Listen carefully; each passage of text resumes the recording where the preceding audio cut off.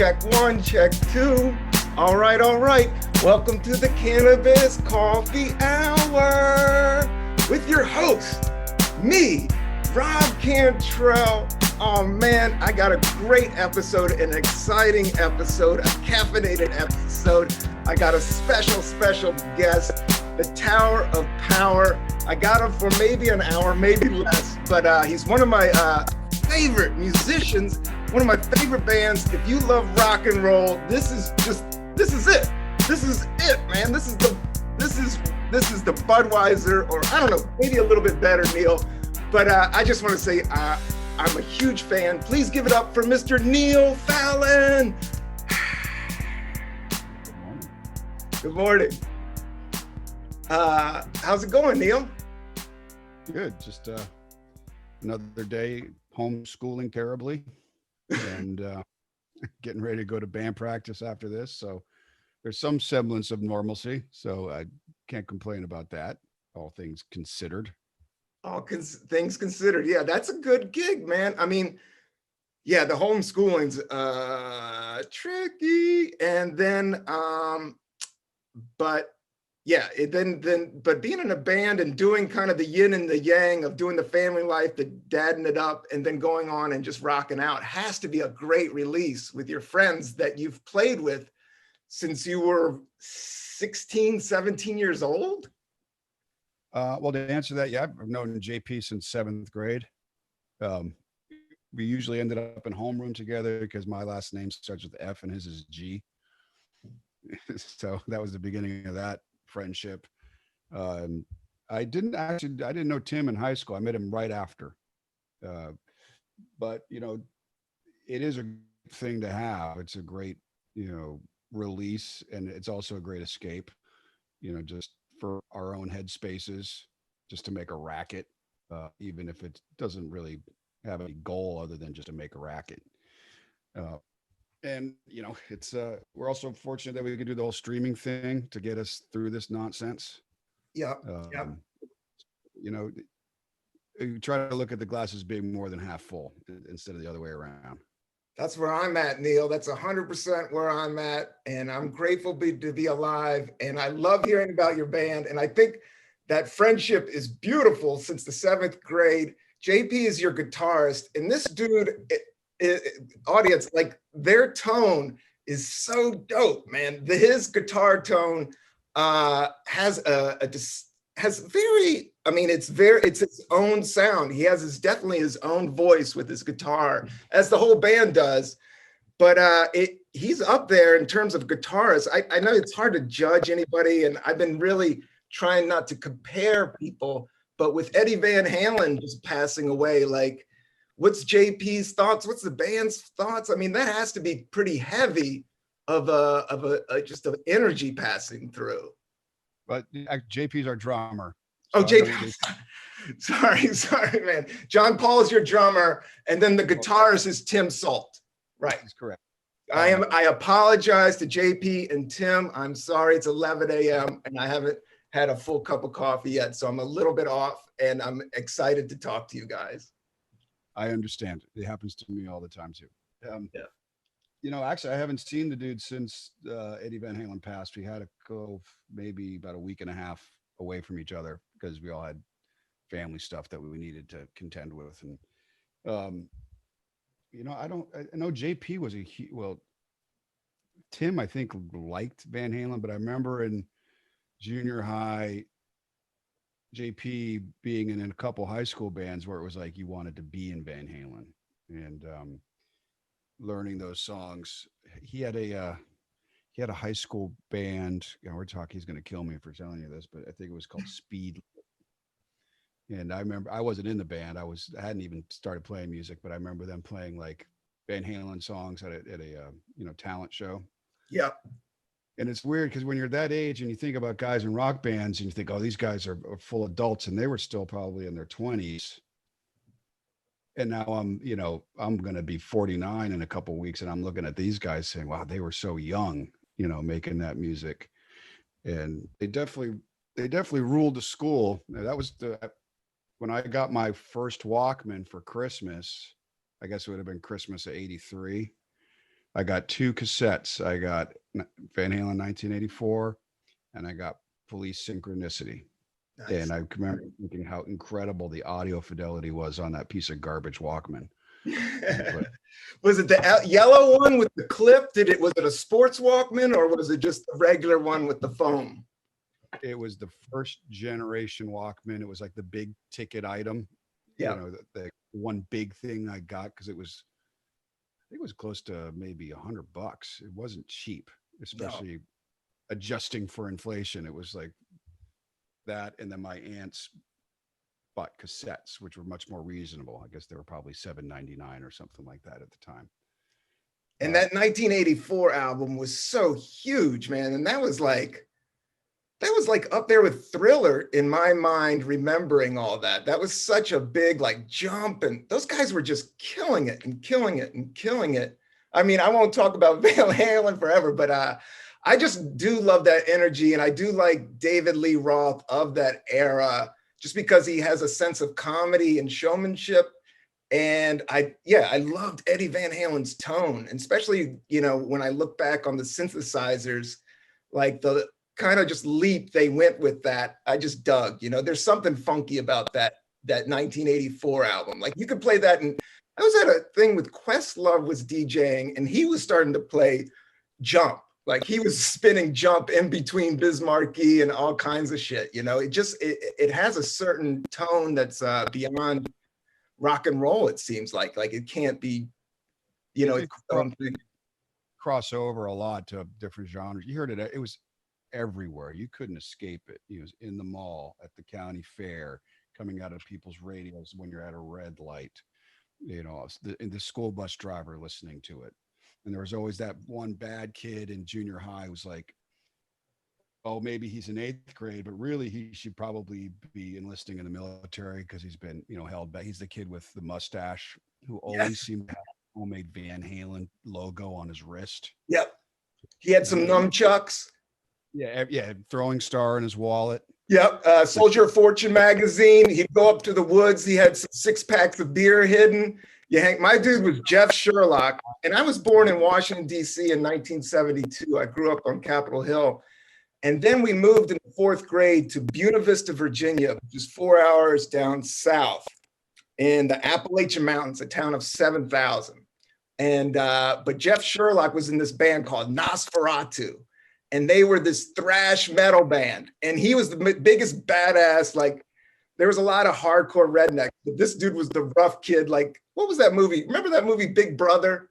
Like it was like no, it was big. It was. Oh, my Bodyguard. That's what I was thinking. You remember My Bodyguard? Vaguely. But no, this kid would beat up kids. Like he was just a tough kid, but he was in this cool thrash band, Nosferatu. And Metallica wears the shirt. He was in this, it was just early thrash. And Nothing Else Matters. It says Nosferatu. But this dude ended up being a Marine. And I'm pretty sure he killed people. He was a tough motherfucker, but I always liked him and he was always good. And I did go see their band. They played the little like chicken shack that was in town. And I went with my friends on my little BMX bikes, on my little, you know, ride bikes. We went down there and it was all ages. And they did Van Halen. The one guitarist was on the other guy's shoulder and they were rocking out. But yeah, it's just that metal. Were you a metal kid? Like I remember all the metal kids, but because I was from DC, I had hip hop, I had go-go, I had, you know, I remember Chuck Brown. I went to RFK listening to all those funky beats. So I wasn't full into cheese metal when it popped off, but I kind of respected some of it. Well, you know, I was at an age where I wasn't old enough to see like the classic golden age of DC hardcore. But when I finally got into music that wasn't on the radio, and in hindsight, this was so stupid. And I think it was like this everywhere, both in the US and Europe. It was like metal. You had to choose. You could go metal or punk rock or metal or hardcore. And you weren't supposed to hang out or like socialize. Yeah, I thought that was so whack. I remember that. So dumb. And so dumb. The arty crowd gets dumb that way. Sorry. Maybe because it was new and people were feeling protective about it, or they just didn't know what the hell was going on.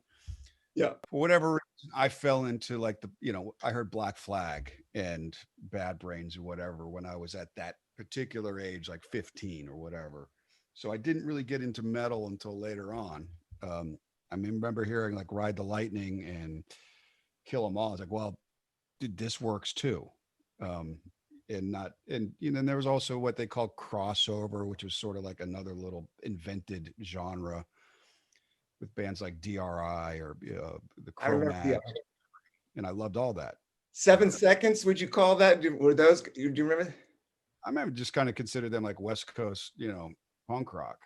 Yeah, really fast. I just remember them being so fast, but yeah, they weren't as technical as Metallica. You were like, shit, man, these dudes actually, it felt like almost classic rock. No, I mean, classical music. I took violin when I was young. And when I listened to Metallica, I was like, whoever's that Kurt guy, that guitarist is just, another level. Instrumental like Orion. It's beautiful music. Yeah. You go into, Sanitarium and it's beautiful, but in a different way. Did you ever go to Commander Salamander? I did. I don't really even think I was with like somebody and his older sister because she wanted to get some Panic or something. Yep. Or, look at Doc Martens that she wasn't going to buy, but I just thought it was a edgy thing to do, when you're 14. When you're 14. And, I do remember also our high school band. I brought down 2 copies of a cassette demo and I placed them in I asked Smash Records if they would sell them for us, like on consignment. And the goth chick behind the counter kind of rolled her eyes. It's like, no. I think very quietly we walked and just kind of placed them in the cassette like rack, no price on it. And we would go back there like every 3-4 weeks, and there they stayed, never moved. And I think either they finally got hip to it, then one day they were gone. I think they probably just ended up in a trash can. But we thought that was a very edgy thing to do at the time. Yeah, man, that's DIY to its tilt, and you were right in the middle of DC. If anybody, I'm referencing some old DC stuff. Was Commander Salamander. What I remember was like the punk kids. When punk happened, I remember Oi Oi being spray painted on the walls. And my one friend like just turned punk rock one day. One day he just showed up punk rock. And but that scene never, I mean, I loved Minor Threat and Fugazi, and I was big into Operation Ivy when that disc was being around. That I was like, this shit's fucking great. But I remember that crowd, that punk crowd was violent. My friend got kicked in the face. I remember he was like 13, hanging out with some like hardcore DC punks. And he got the shit kicked out of him, man. And he stopped being a punk rocker after that. Yeah, there was definitely an element, of that. Yeah, I think there were genuine music fans that's all they were into. But punk rock and metal, it also attracted, kids that were, falling in between the cracks. Maybe they had, I think that was universal, no matter what city it was. You had kids with bad home lives or violent backgrounds, and this was an avenue for them to let that out. And then that whole like DC versus New York versus Boston thing popped off, which was also kind of silly in hindsight, which is kind of gang, like fraternity gangland mentality where, this band is backed by these guys and this band is backed by these guys. So let's have a show and beat the shit out of each other. Doesn't that sound like fun? Yeah, that's how it was, man. I remember like you had to, something might pop off. And there was like, there was turf wars, which is, I'm getting deep into meditations and stuff. And once you start naming things, they say the suffering happens. And I think a lot of that is once you start putting things into a box and start separating things, it's categorizing. It's not the best sometimes.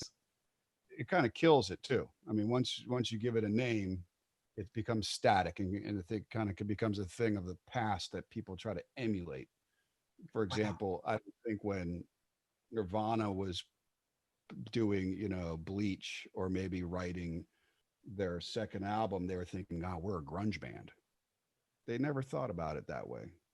Mhm. and I don't think bands that like us sometimes get called stoner rock. We never thought of it that way. And usually the one hallmark that you're not a stoner rock band is that if you call yourself a stoner rock band. Yeah. It's so, well, what are you doing? Are you trying to just make music that comes from the heart, or are you trying to emulate something that goes along with a fashion and a brand and all this and that? And usually those things kind of arrive DOA. Wow, man, that's so enlightened, I believe, and I do think that because you guys, I mean, Clutch is such an amazing band, and I appreciate you, Neil. It blows my mind even just talking to you. You know, it's just like I remember getting Elephant Riders at the Amoeba Record Store in San Francisco when I first started stand up in '99. One of my friends that was like just hipper than hip. I mean, I wasn't an art kid. I was a goofball. I was into comedy and I liked hip hop and I liked good music. I think I had taste for music.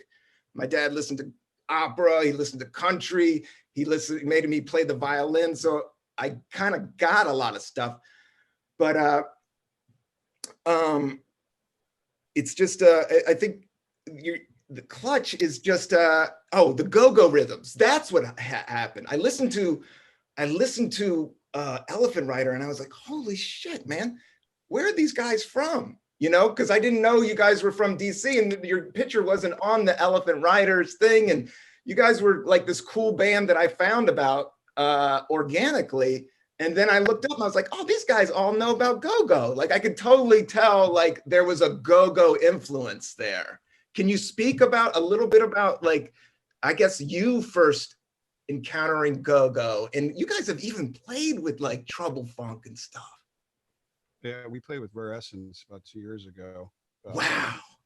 You know, I wish I Wow. could go back to 16-year-old self and say, you're sing overnight scenario with Rare Essence. I would just call my future self a liar. But like Van Halen back in the '83, which was ubiquitous.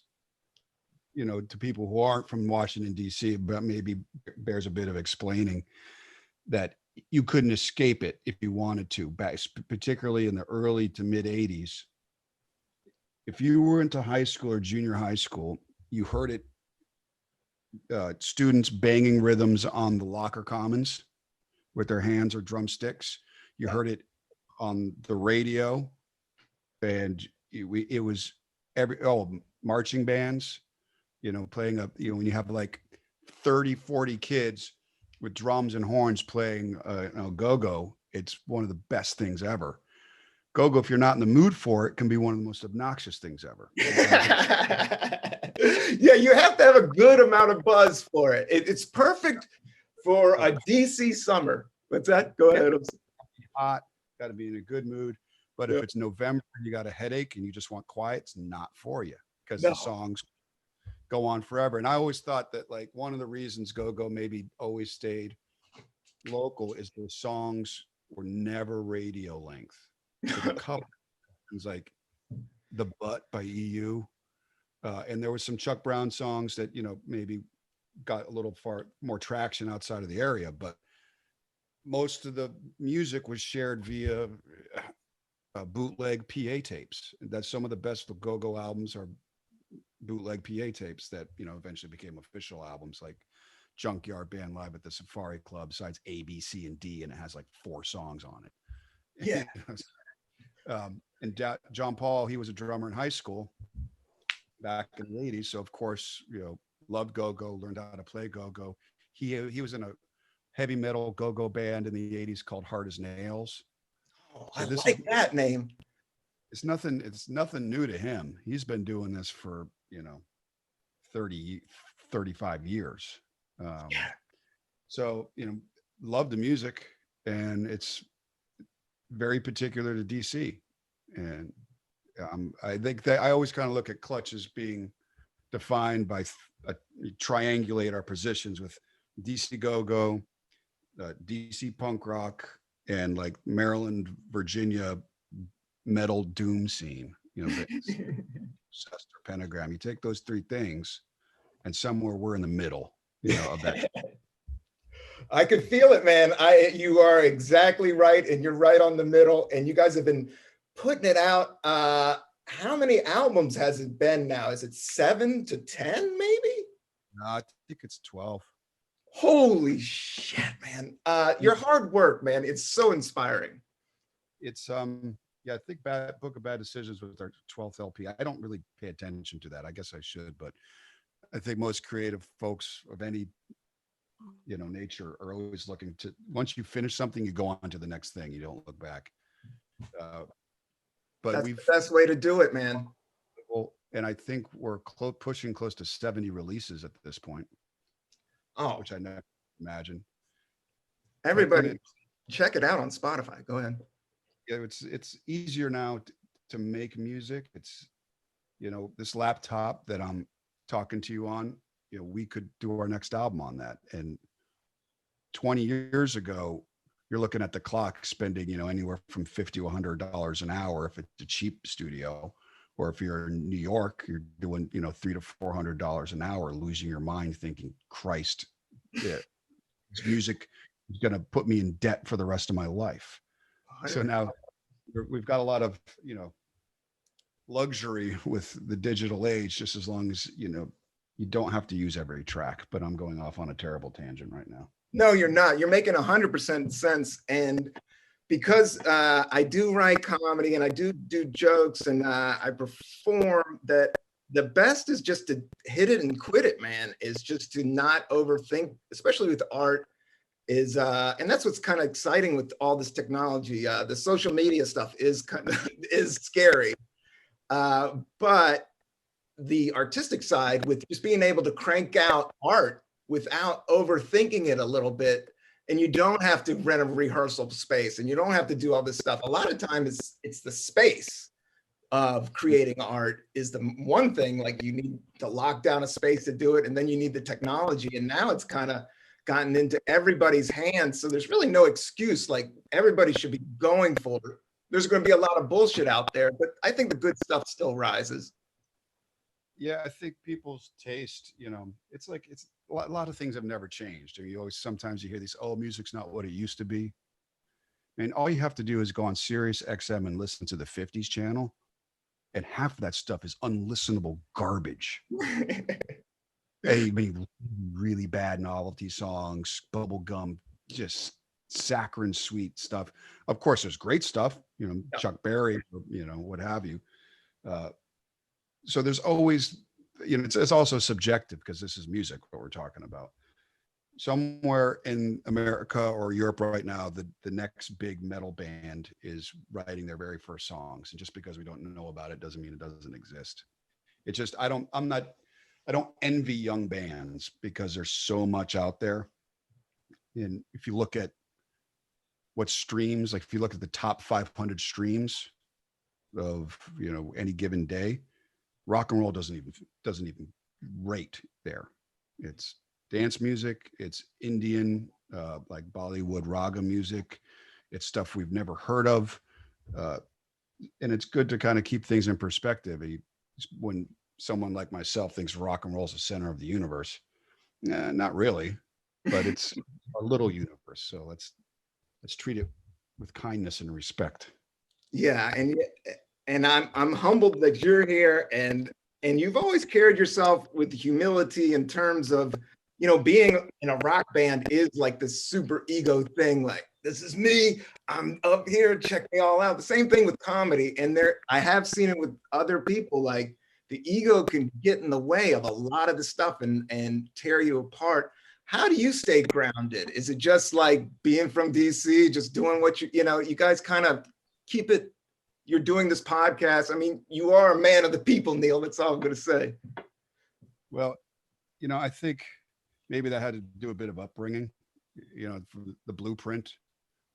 My dad was in the Navy, so nice. I allowed to do shit. Like, I was given some leeway, but there was a lot of discipline in the house. And same. Yeah, I wasn't, and I did entertain doing the same thing myself, and I probably would have had not Clutch become a thing. But I've met musicians, and it's usually the front men, who are always on stage, and it's the most fucking obnoxious thing in the world. You know, shut up already. Okay, the show's over. Yeah. Dial it down. It does feed ego. I mean, to get up in front of a crowd of people and stick your chest out requires a bit of confidence, but there are people who think it was like they really true are the second coming of Christ.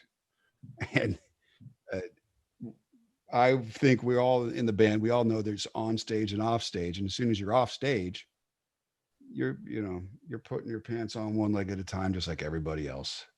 Yeah. It can't be the ego. I think sometimes I've spoken about this in other interviews. One of the reasons substance abuse is such a bad thing with rock and roll is because the high one gets from doing a great show, you don't want that feeling to end after the set.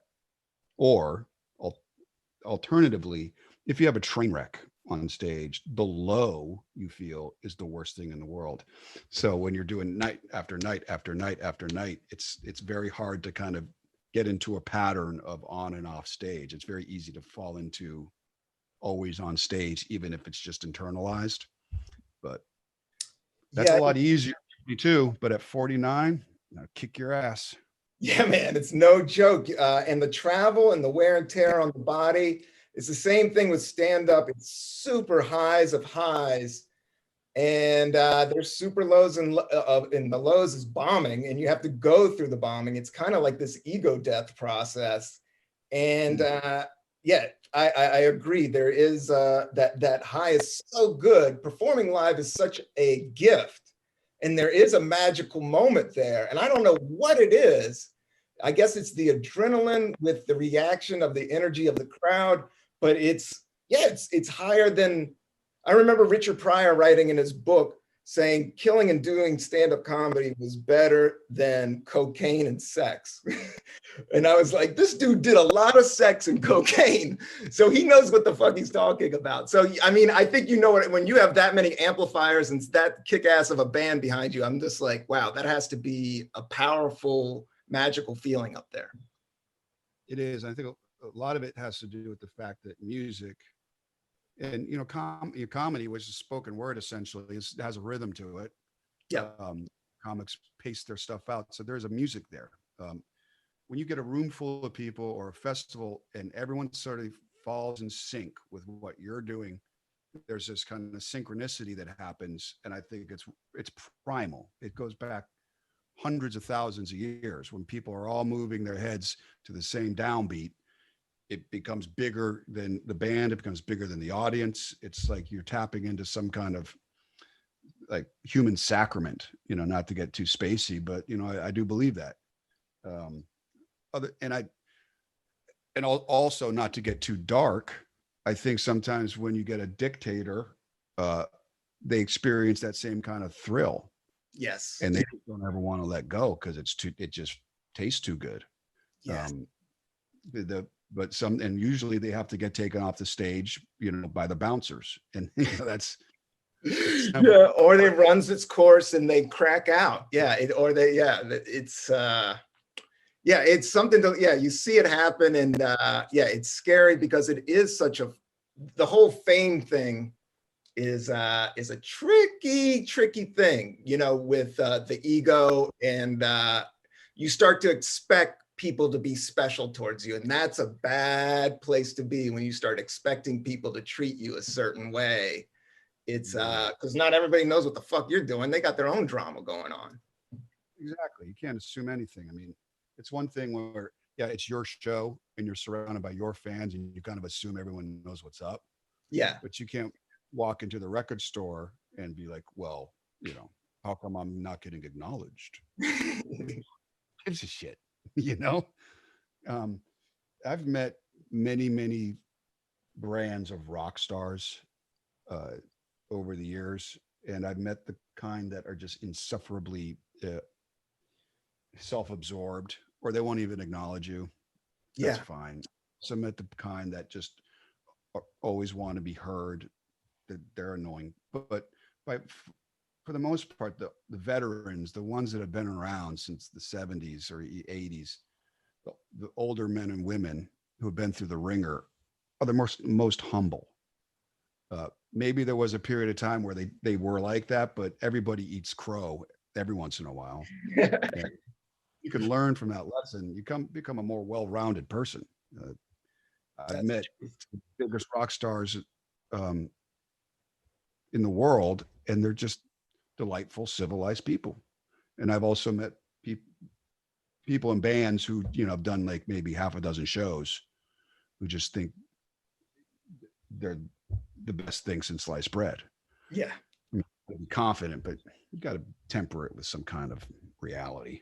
Yeah, man, it's a long gig. If you want to keep doing it, it's a long ride, and you're going to have ups and downs. I mean, even the great James Brown. I remember hearing some gig like the crowd stopped going to James Brown, but he would still give this awesome show. And then when that Rocky movie came out again, they kind of pushed him out again in the 80s. The crowds just came back, but people surrounded him said, no, he just kept on doing the same thing, and you kind of go in with the ebb and flow if you really know about why you're doing it, I guess.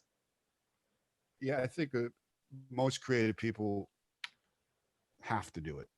Otherwise, you just have, whether that's people who paint have to paint and they may hate what they're doing, but they're going to do it again the next day. I think I always keep in mind that I have many friends whose creative impulse has to be relegated towards the weekends or after when they're done working, because it's a hobby. Even as much as they would like to do it full time, they haven't been able. And I feel spoiled rotten. This has been my one and only gig since 2000. It's a long ass time. It's a long ass time, man. You're super blessed to keep doing what you guys are doing with the original lineup. I don't know many bands that have maybe there's a handful that have lasted that long, but just keeping a friend that long is hard enough, because everybody evolves and changes. And yeah, man, what I was going to talk about, what I wanted to ask about was some of your influences and ideas of bands and some of the wormholes I've been down, and you know so much. I've been going down a Humble Pie wormhole. Do you know much about these cats? Yeah, the Live at the Fillmore. Is that what it is? Live at the Fillmore? Yeah, that album's incredible. I think Steve Marriott's one of the most underrated singers in rock and roll. He just was a force to be reckoned with and sung with such soul. He was a great guitar player too. Amazing. Died tragically. Very, very sad. But very sad. They, and did you know he was, he got his, from what I understand, he got his start in English theater in a early 60s production of Oliver Twist. And he was Oliver, from what I understand. And he was sort of like a boy band of that time, very cutesy, pin-up, like girls loved him. But then he turned around and was in several bands, the best of which I think is Humble Pie. But not Live at the Fillmore. I'm having a brain fart. No, I think you're right. I think it was Live at the Fillmore was because I went on a wormhole with Steve Marriott. I don't know. I connected with him because I watched. If anybody wants to check out the Tin Whistle Test, Black Coffee. That's amazing. That's just that pocket. Like when he gets into it, I'm like, holy shit, man! This is the real deal. Like. It is one of the funnest, coolest things. And he was a real blues guitarist and a real performer. And then I went into Small Faces. Did you ever know about Small Faces? Yes, they're great. Not just maybe like his like classic rock as Humble Pie, but they have some great songs. Yeah. I don't know as much about them as I do. The Humble Pie, or I haven't listened to them as much as I have Humble Pie. But they're great. Yeah, it's not as heavy, but the lyrics really got to me. Itchy-Coo Park, I think is what it is. And he talks about just getting high with his friends in the park and how beautiful everything was and how overwhelming it was and how he started to cry. And I was like, oh man, I know that feeling. Reality is rough, but at the same time, existence, when you get to that point where you're just free and alone in nature, you're just like, holy shit, man, this is, some 3D, shit going on. Mhm. There's, that's one of the cool things about YouTube is in the internet is there's so much music out there that I never would have discovered um, because of A&R representatives and jerky record store employees. So you could go on and just watch these live performances or this obscure TV show that you know you never would have seen or heard of, and there's just so much gold out there. There is, man. It is. And it's, what's that? That's What's it? Called performance rock in the Fillmore. Oh, performance. You got it. Performance rock. Everybody check out Humble Pie. Steve Marriott, he was almost in the Rolling Stones, just to let the listeners know, which is kind of a cool story, was they auditioned him, but Mick Jagger was afraid of his charisma, like pretty much was like ex-nated, but he was a badass guitarist and he died smoking cigarettes in his bed. He fell asleep smoking cigarettes and he was just playing gigs. And there's a weird Humble Pie, like they were tied in with, his manager was tied in with the mob and they got ripped off and all this money. Like it was, and he was Coke, God, all those guys in the 70s. It's hard to get through the 80s, any of these entertainers without getting into some cocaine drama. And I think he just couldn't get off the Coke and the booze and it just fucking, ended kind of bad. Yeah, if I don't know the details of it, but the impression I get, it was his career was starting to slow down and there was a lot of alcohol going on and it's hard. They passed out smoking and died that way, which is just so horrific. As we said, the lows of the low, man, it's hard to get through that if you're there. Yeah. But to switch it up to more of a lighter thing, I saw your Riff Raff thing. I saw that Riff Raff video. I loved it, man. You killed it. It was fun. Do you know what I'm talking about? This comedy video with the talk show? Yeah, 2 Minutes to Midnight. It's I honestly had never heard of it, and it's Shauna, who works at Big Crunch Amplifiers in Baltimore, who's in the War on Women, is friends with them, and said, "Hey, you want to do this?" And I was like, "What?" And I checked it out. I was like, "Yeah, sure. I love AC/DC, and this show's pretty funny. Great musicians, and it's a perfect venue right now because everyone's doing these Zoom things, and they would already kind of been in on that game as far as I understand. And it's just fun. It's just something to do. Yeah, man. You killed it. Did you know Riff Raff? Did you know that tune? I did. It was one of those ones that when I heard it, I realized it had been a long time since I've heard it.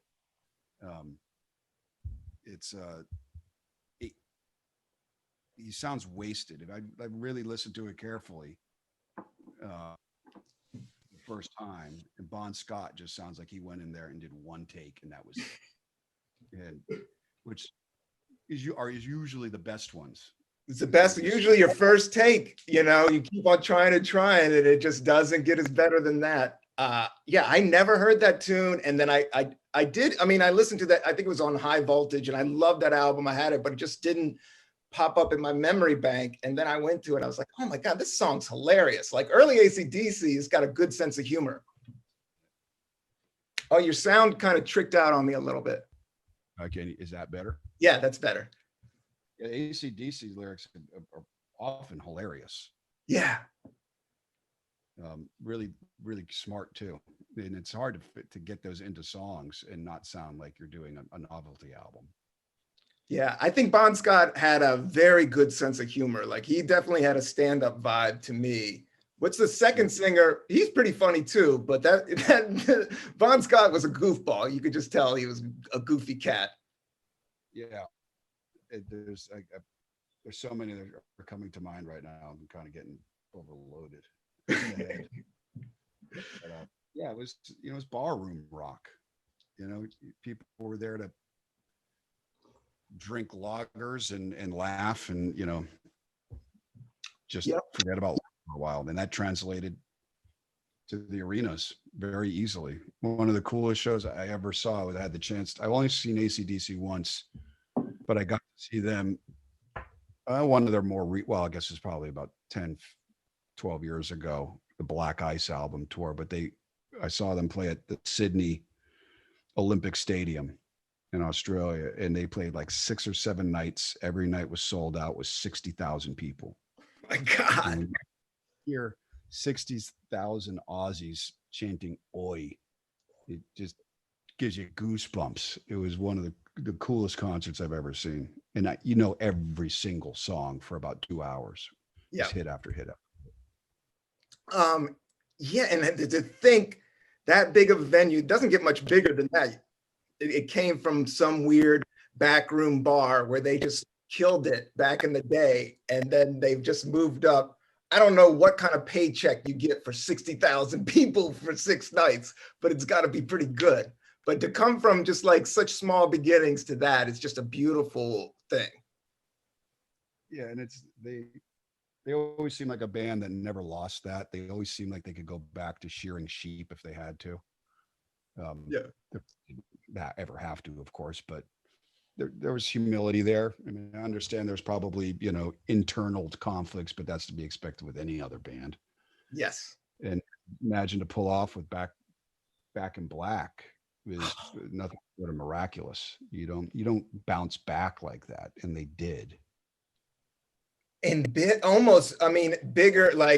almost was almost better. Like, not better, it was a different thing, but Back in Black is just a perfect out. I mean, it's just close to perfect. And those riffs are like close to perfect. And Shook Me All Night Long, like, it's got everything. Sex, drugs, and rock, everything that you want in rock and roll, it's got it, man. It was there's some analogy I think sometimes when listen to those early AC/DC records, and they're pretty raw and they're pretty punk in a lot of ways, and it's a lot of bar room, and they had their hits. Then they made that record and exploded.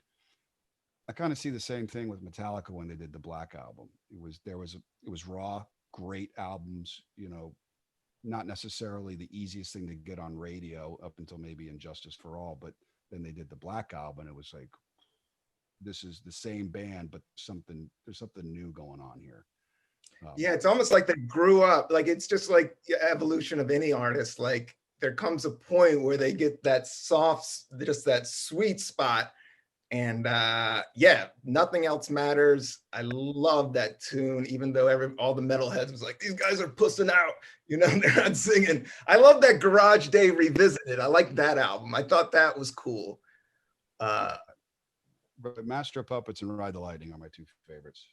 Shit. I listened to them incessantly in high school. Yeah, those they definitely have some raw power to them. Master of Puppets is no fucking joke. And I would Neil, you've been too good. I'm gonna get you out of here soon. I just want to touch on 2 things. Was just you guys signed to talk about these big bands. I mean, you guys are a huge band. You guys signed with Atlantic Records, did you? Oh, yeah, we Pure Rock Fury. What's that? Well, see, they started on ATCO East West, which became Atlantic. Then we did Atlantic, and then Columbia, and then with Earth Rocker, Jesus, Elephant Riders, and then back, Pure Rock Fury to Atlantic, which we went. So we were signed, dropped from Atlantic, then came back several years later. In hindsight, kind of wish we hadn't been signed so quickly. I was particularly a babe in the woods. I didn't know what the hell was going on. I'd had no point of reference. It was not like we were in bar rooms for 5-10 years swinging. It happened primarily because Nirvana exploded, and then all these labels signed any band that remotely resembled it. And usually the case was, in our instance, they gambled and they lost because we didn't give them a hit. And we were always like, all we were looking for was tour support. And they gave us tour support, and we were allowed to go, open for Sepultura and Pantera and Iron Maiden and whomever. And that's kind of how we built the fan base. And then that whole world dried up for most not most, a lot of bands in the early 2000s with the advent of file sharing. Yeah. So we kind of had a sweet spot. We developed a fan base, and then it wasn't until people started swapping files that our shows started getting bigger. It was as soon as we started getting marketed and just it was like word of mouth on steroids. And it was a pretty good place to be at the time. That's cool, man. Yeah, I'm definitely for the independent artists, and I definitely think the DIY and just how the setup is just for bands and anything. When you start dealing with corporations, it gets really tricky when the numbers get big. But yeah, and you were from Maryland. Like, you guys weren't in the LA scene. You guys weren't an LA band. You weren't a New York band. You guys were dudes from Maryland that could kick ass. And yeah, that must have been really, yeah, it must have been it must have felt awkward. I would say maybe even scary, because signing with Atlantic, like Led Zeppelin was on Atlantic, weren't they? Yeah. And this, wow. This is the labels that were the patrons of, big rock and roll, like, from the late 60s until now. And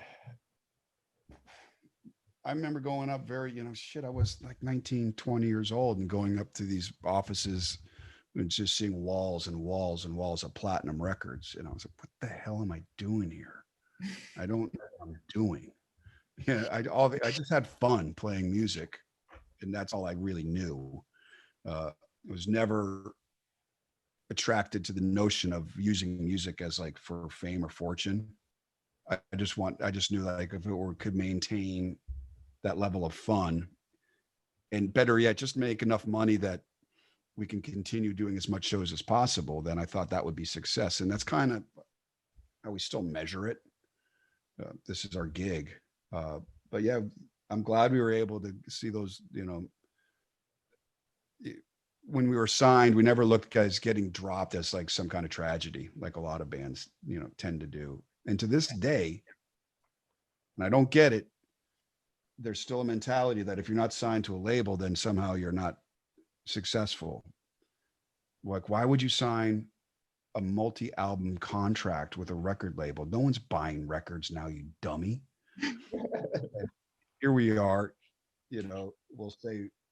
sometimes we'll meet people at festivals, where these bands get together and hobnob behind, at their artist,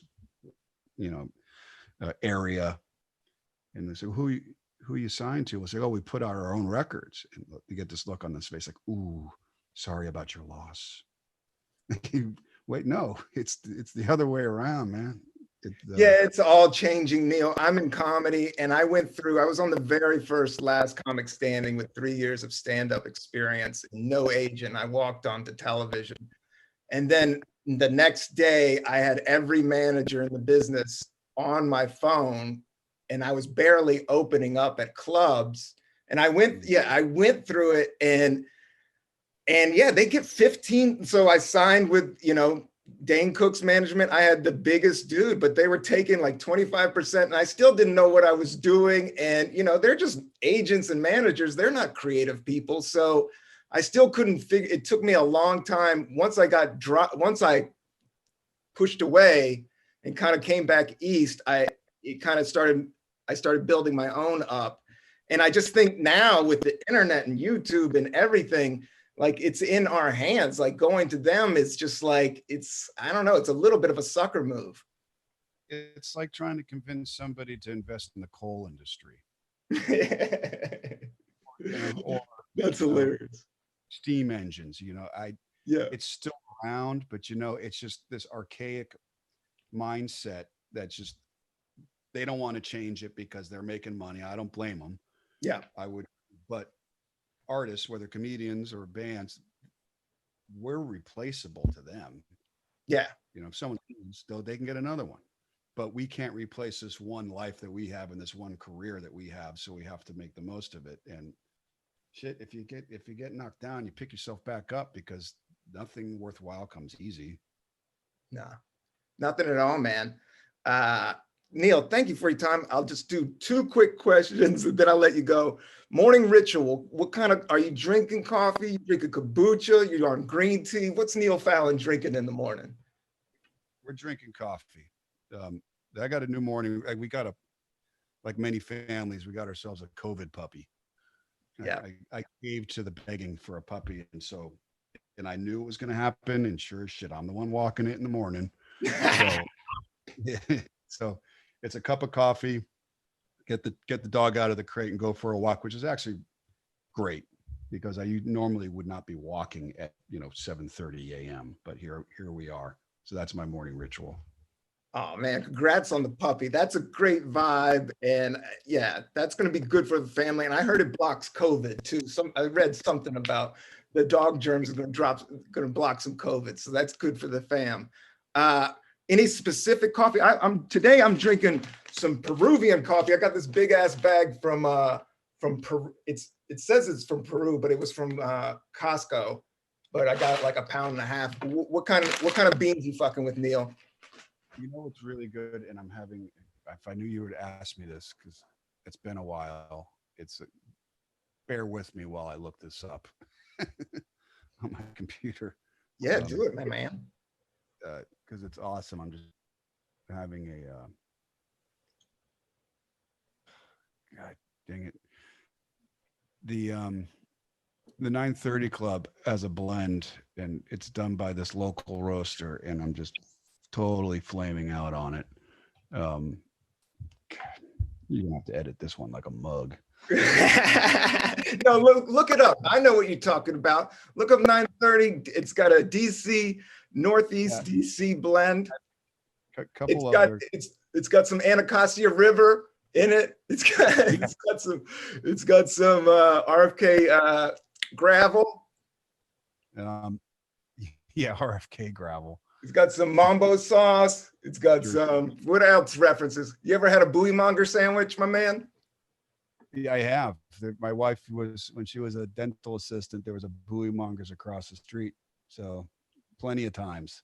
Are they still around? They had some good sandwiches back in the day, my man. I don't know if they were for a long time, but I don't know if they made it through this. Yeah, I don't know if yeah. I remember they had the upper Manhattan and it was like turkey. You could get the regular Manhattan, which was roast beef, but if you go upper Manhattan, it was good. It was like turkey, I think cheddar, but then bacon and then like Russian dressing. And it was fucking slamming. And then it had Vigilante. What's the beans? Vigilante coffee from Hyattsville. Oh yeah, Vigilante coffee, man. Death Wish. I think they have. There's also Death Wish. We got plenty of that. I can't drink that stuff. Is that a real coffee? I was just I was referencing the movies. What was the actor in Death Wish? Charles Bronson. Yeah, Charles Bronson was no joke, man. There's that brand Death Wish, and they gave us a bunch of K cups on tour, and I didn't know it was the most caffeinated coffee on planet Earth, and I'm not kidding you. And I downed like 2 cups before a show, and I straight up had a panic attack. Like all the songs all at once, like all the lyrics stacked up on top of each other. It was like that scene in Walk Hard where they do blow for the first time and it's just not fast enough. It's delicious as Death Wish is. I just can't drink it. But yeah, Vigilante Coffees has some great coffee there from Hyattsville. Great. Shout out to Vigilante Coffee. Neil approved. Where are you at with cannabis? I know Maryland is pretty much, is it fully legal in Maryland right now? Pretty much. That's what I've heard. You smell it all over the place. Go downtown Silver Spring, you think you're like in Amsterdam. Love it. It's because every once in a while I still scratch my, I'll walk by after, years of conditioning. Like I'll see these kids, teenagers smoke. I'm like, dude, you're going to get in trouble. You need to be more discreet. I'm like, oh, wait, that's right. So, yeah, Maryland's pretty wide open as I think. I love it. What was I was just reading that Mexico might completely nationalize legality of it, which they'd be the biggest marijuana producers on planet Earth, which would be insane. But personally, myself, I love that. 90s were I was really into it. These days, I can't do it. It's like That's all some right. people think Mhm. they just to a complete wreck. That's kind of where what I've become, and it. I'm not like I don't scorn it now. I just have to be honest with myself because I think people's brain chemistry changes as they age, and I just get so terribly paranoid. If I had smoked before this, I would be convinced that Rob Cantrell's just a front for some kind of mind control operation. Yeah, it does. Overthinking things is not good. And I've been doing all this meditation, and I really think the now, I'm on my Eckhart Tolle. I'm doing all, I'm doing it all. But I do, for me, cannabis is something that, I was drinking in bars in DC when I was 16. Like I was running booze up the flagpole way too early and smoking cigarettes and dipping. I was just and my liver and when I got into comedy, everybody started partying again. And I was like, I've done all this, but with comedy, you don't get paid that much in the beginning, but you get free booze. So a lot of dudes just live off of the free booze, and the liver just won't hold up. But if your liver, you got to know yourself, Neil, and you know yourself. And yeah, a couple IPAs at night, maybe some nice bourbon or Irish whiskey is good for you. Yeah, it's the same in rock and roll. It's like you may be Wednesday night for people in the crowd. It's Friday night, and there's all you can drink for free, and that'll catch up to you. And I've seen some casualties because of that. And at this point in my life, can't afford that. Got too much responsibility. Yeah, you do.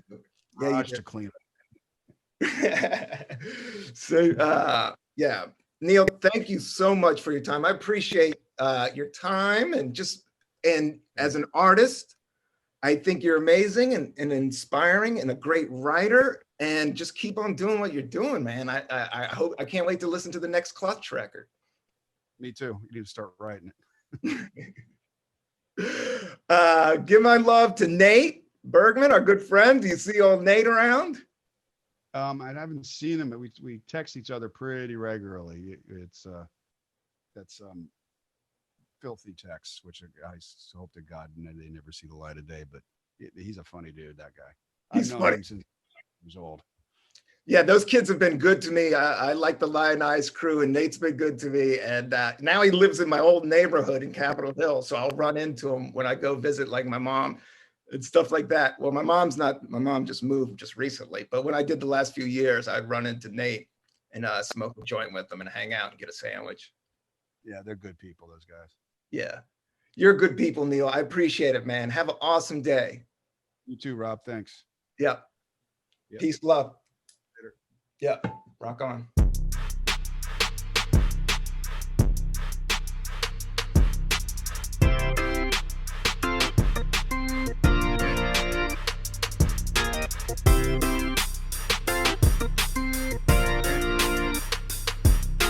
Tranquility Base here. The Eagle has landed.